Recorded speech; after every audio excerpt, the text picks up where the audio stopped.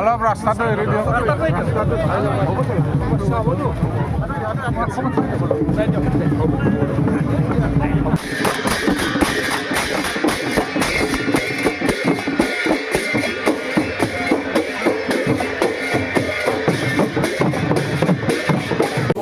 অত্যন্ত দুখজনক ঘটনা, এনেকুৱা ঘটনা হ'ব নালাগে।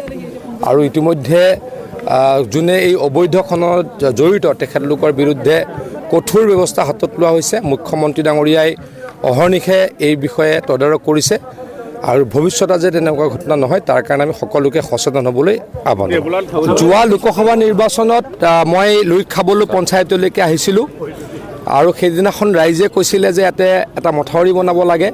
তেখেতলোকৰ বানপানীত বহুত কষ্ট হয়, বানপানী বাৰিষাৰ দিনততো কষ্ট হয়, খেতিপথাৰ চব মাৰি লৈ যায়।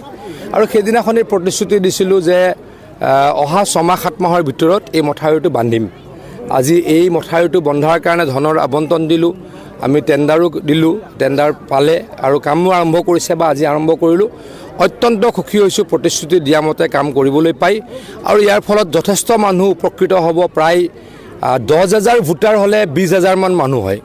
20,000 মানুহ ইয়াৰ পৰা লাভান্বিত হ'ব আৰু কেইবা হাজাৰো বিঘা মাটিত মানুহে খেতি কৰিব পাৰিব। অত্যন্ত এটা ভাল মন লৈ মই গুৱাহাটীলৈ উভতিবলৈকে সক্ষম হ'ম।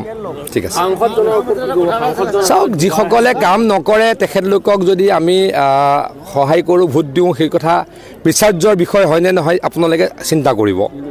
আৰু মই যোৱা লোকসভা নিৰ্বাচনৰ পাছত মই পীযুষ হাজৰিকা, মইতো ইয়াৰ সাংসদ নহয় বা বিধায়ক নহয়, ডেফিনেটলি মই অসমৰ মন্ত্ৰী হয়। মই 3 বাৰ আহিছোঁ মাজুলীলৈ আৰু আপোনালোকে ভোট দিয়া ব্যক্তিসকল কেইবাৰ আহিছে সেই কথা আপোনালোকে নিজে চিন্তা কৰিব। যোৱা লোকসভা নিৰ্বাচনত মই লৈ খাবলৈ পঞ্চায়তলৈকে আহিছিলোঁ আৰু সেইদিনাখন ৰাইজে কৈছিলে যে ইয়াতে এটা মথাউৰি বনাব লাগে। তেখেতলোকৰ বানপানীত বহুত কষ্ট হয়, বানপানী বাৰিষাৰ দিনততো কষ্ট হয়, খেতিপথাৰ চব মাৰি লৈ যায়।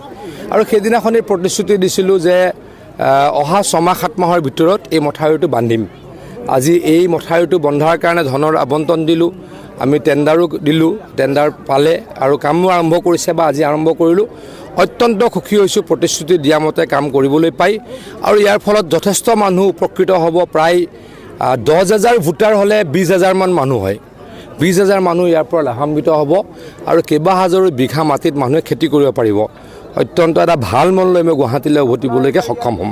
ঠিক আছে, চাওক, যিসকলে কাম নকৰে তেখেতলোকক যদি আমি সহায় কৰোঁ, ভোট দিওঁ, সেই কথা বিচাৰ্যৰ বিষয় হয়নে নহয় আপোনালোকে চিন্তা কৰিব।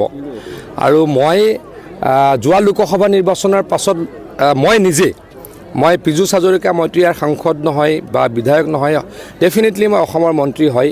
মই 3 বাৰ আহিছোঁ মাজুলীলৈ আৰু আপোনালোকে ভোট দিয়া ব্যক্তিসকল কেইবাৰ আহিছে সেই কথা আপোনালোকে নিজে চিন্তা কৰিব।